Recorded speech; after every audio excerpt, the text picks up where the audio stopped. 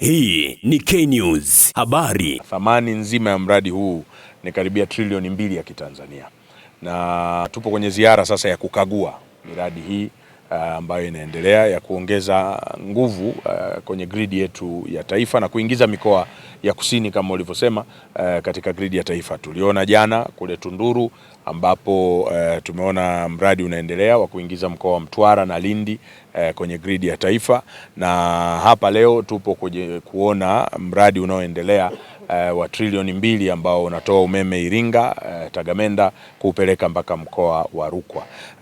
Kazi inayoendelea hapa inaridhisha. Kuna changamoto ambazo changamoto tutazitatua kwa haraka ili kuhakikisha kwamba umeme unapatikana wa uhakika. Faida ya mradi huu si tu kwa ajili ya kuipeleka Rukwa kwenye gridi ya taifa.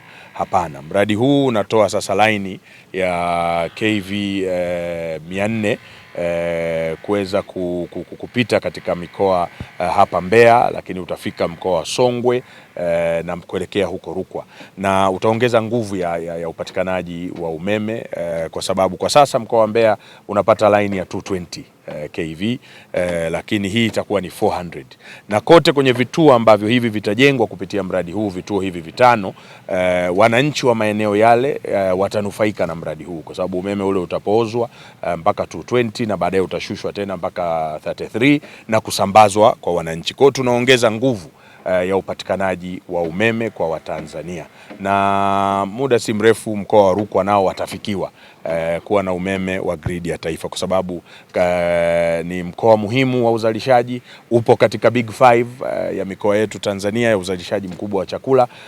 Kwa hiyo kilimo kinahitaji pia nishati ya umeme, viwanda vya kuchakata mazao hayo vinahitaji nishati ya umeme ya uhakika. Kwa hiyo ndio maana jitihada kubwa ya serikali inafanyika katika kuhakikisha kwamba tunafikisha umeme huo. Lakini kituo hichi hapa tulipo leo cha Iganjo si tu kwa ajili ya laini hiyo ambayo inatoka Tagamenda Iringa kuweza kupeleka Rukwa, lakini hapa pia ndipo tutakuja kupokelea umeme wa Rumakali ambao ni megawati kama 222 ambazo zitazalishwa katika mradi wa Rumakali.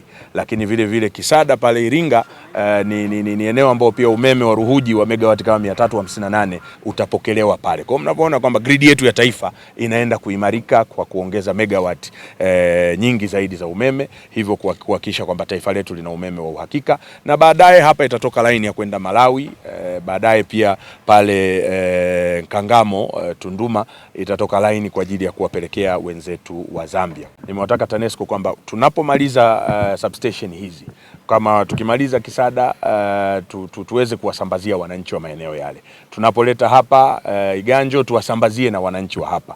Kwa hiyo hatutosubiri mpaka mwisho wa mradi. Umeme ukifika kwenye maeneo haya, wananchi hawa wa hapa watapata umeme wakati huo huo, na vile vile ikifika Nkangamo kule Tunduma, na wao tutawatolea umeme na wananchi nao waweze kunufaika na umeme huu. Hatuwezi kusubiri mpaka mradi huu utapokamilika mpaka mwisho ndio tuanze kuwapatia umeme. Hapana, tutakwenda hatua kwa hatua katika hivi vituo vyetu ambavyo vinajengwa, na wananchi wa maeneo haya watafaidika. Hilo la kwanza, la kupata umeme wa uhakika. Lakini vile vile mmeona barabara zinajengwa na shirika letu la TANESCO. Kwa maana yake wananchi wa maeneo haya watanufaika pia kupata barabara nzuri ambazo zinapita kuja kwenye kituo hichi, zinajengwa na kwa gharama za TANESCO mpaka watapata barabara za kiwango cha. Lakini pia sio tu wananchi hawa, tunafahamu wilaya ya Chunya ni wilaya ambayo inazalisha madini kwa wingi. Kuna uchimbaji unaoendelea mdogo mdogo na mkubwa. Kwa hiyo tutahakikisha kwamba sasa hivi wanapata line ya 33 kV. Kwa hiyo tutahakikisha kwamba kutoka kituo hiki tutapeleka line ya 220 ili pia migodi ile iweze kupata umeme wa uhakika, ili uzalishaji uweze kuongezeka na pato la taifa kuongezeka vile vile. Kwa hiyo ni mradi mkubwa sana na mradi muhimu sana sana sana kwa Watanzania. Na tunawahakikishia wana Mbeya kwa mambo mazuri yanakuja. Sababu mipango ya Mheshimiwa Rais Daktari Samia Suluhu Hassan ni kuhakikisha kwamba watu wetu vijijini wanabaki vijijini kuzalisha kule.